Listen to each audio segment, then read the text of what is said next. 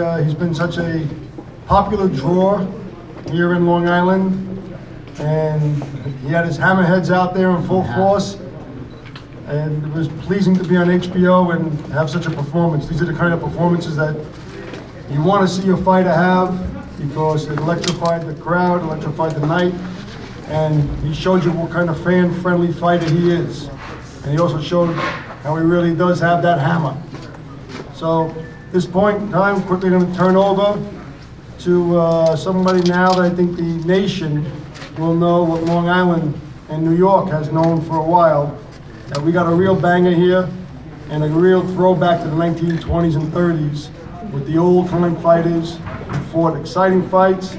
And frankly now, like the old 1920s and 30s, we got a Jewish fighter. Cletus Selden, great job. Thank you, thank you.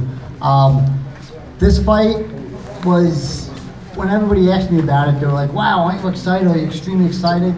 I was, honestly, this was the fight that I went to as, this is where I was supposed to be.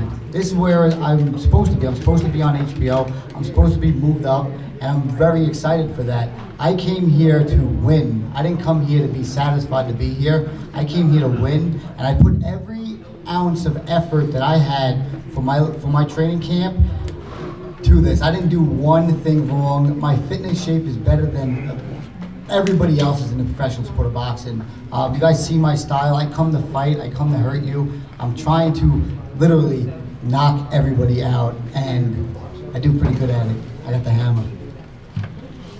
Cletus, did you win the night? Did you steal the show? Absolutely. I've said that before. It doesn't matter from the first fight or the last fight. My fights are always the best because I come to fight. And you can see I come to fight, but I still don't get hit. It's very hard to hit me. I got this little peanut head. It's like really small. It works really good for my profession. And it's been an honor and a great memory to start my second part of my career here. Who do you want next, pal? I want, well, since Crawford is gone, I would have loved Crawford. Crawford would have been a great opportunity for me because I would have gave him his best fight because of my style. It would have been the Bull and the Matador, and that would have been fantastic.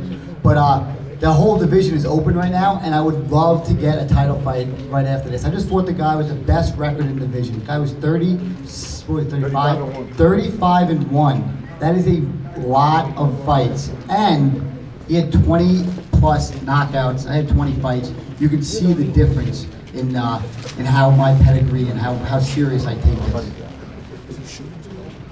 Joe, who's on the radar? Look, it's a great division. 140 pounds, a hot division. A lot of activity there, a lot of good fighters there. You know, like Cletus says, there's so many of them. Obviously, the title fights are there, but you look at certain styles. Nicky Garcia, what a war that would be. The other man who beat Ortiz was Lucas Matisse. Great war fight. You know, those are big names and good names. So we're looking to step up. He's ready, and he's looking for the biggest out there. And I think we got the hardest puncher in the junior welterweight division.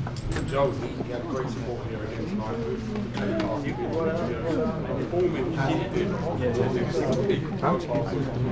Absolutely. I mean, how can it not be?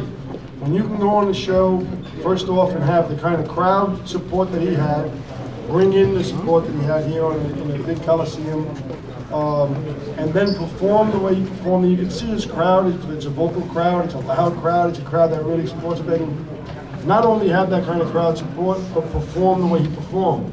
That's what the fans want to see. They want to see action. They want to see fun. They want to see excitement. This is excitement. You walk out there and you bang a guy out and you keep punching and keep going, non-stop, beat up Bull. You know, that's what the fans want to see. Exciting fighters. This is one of them. He's mentioned you want the world title shot, getting the title shot next. If you're going to plan that route, what's the preferred route, Joe, from there? You know, preferred route is grabbing the guy that will get in the ring with him, getting the biggest names, and getting them to that title. And he wants that title fight, but look, I got to tell you, for the past year and a half, 2 years, he's been asking me for the biggest fights.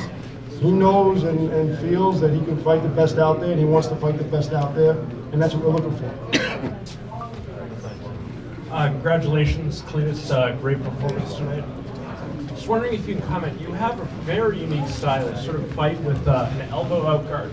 Just wondering how you would describe your own style in that way with that distinct guard and how you developed it. I developed it through Pete Brodsky. Pete Brodsky knew the type of fighter that I was, and because he trained so many different world champions, he knew that I'm not the tallest guy in the division, ever, and that I can stay low, and if I can stay low enough and try to develop a great right hand, because I used to have a better left hook, that I can come forwards, and I don't really lead with my elbow, I lead with my forearm, and it's their fault when they attack me if they lead in with their head, like Ortiz did.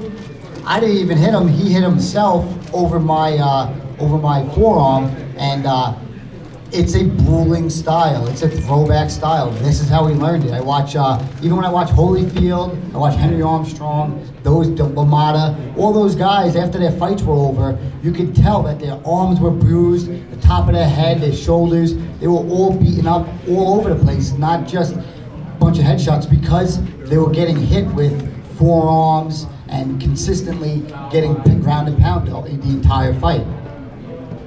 So, this was, on paper, your toughest opponent, but it was probably your most sensational winner, at least one of them. Did you think that it would go this way, that you would get him out of there that fast? I thought we were going to do it in 5 rounds, but then I went back and I thought and remembered that this psychic came to me just like 6 months ago, and she said that I was going to knock this guy out in the first round with like a Jason Bourne overhand right. And I was like, I guess it's going to be true. And it actually turned out, and she said I was going to fight in November. So Grace, you did a pretty good job.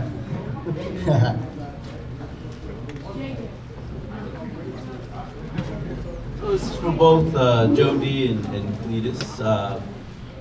There's a fight out there that I know Cletus has wanted for a number of years. Joe, if you can't get the title shot, would you try and get Chris Algieri back in the ring with Cletus? It's an awesome local rivalry and be a great fight, fill the stand. There are so many story angles to that fight, it would be spectacular. So, absolutely, that's a great fight. Cletus has been asking me for that fight since Cletus was a 6-round fighter fighting on the undercards of Chris. And I know this year, in his last fight, Cletus, the 2 of them have fought at the Paramount. Chris had the most number of fights. This last fight, September 28th, that Cletus had, he took that over. Has more fights, main events at the Paramount than anybody now. So there's so many different aspects to it. Obviously, it's a great fight stylistically, and you look at this building, you got to think this building would love to have that fight. I was outside. Joe Smith was sitting there watching Cletus in his last fight just now, and he was itching to get back into the building. What a fight we could have next week, maybe March, with a fight between Cletus and Chris. Maybe put Joe on the card, pack the place. There's a lot of potential and possibility out here, and it's really pleasing that all of these guys that we're mentioning have come out of the Paramount, small little place on Long Island, developed from Long Island, and now we have a hotbed of boxing here in Long Island and a perfect venue to have it at the Nassau Coliseum. Very, very pleasing, and by the way, it also is pleasing when you see that your fighter comes out there and electrifies the crowd, fights the way he fought. It's the kind of style, the kind of fighter fans want to see. This is what brings people to watch television, watch the fights, puts them in the seats, exciting fights. And he's got the style for that. Yeah, Chris won't fight me. He might fight you now. He said he won't do it. He won't do it. If there are any other questions, I appreciate it. We both appreciate it. We're very pleased of the support of the fans, the media, HBO, and the Nassau Coliseum. Thank you all. Thank you. Thank you guys. Hope you guys enjoyed the fight. I try to put as much entertainment into it as possible, and I come there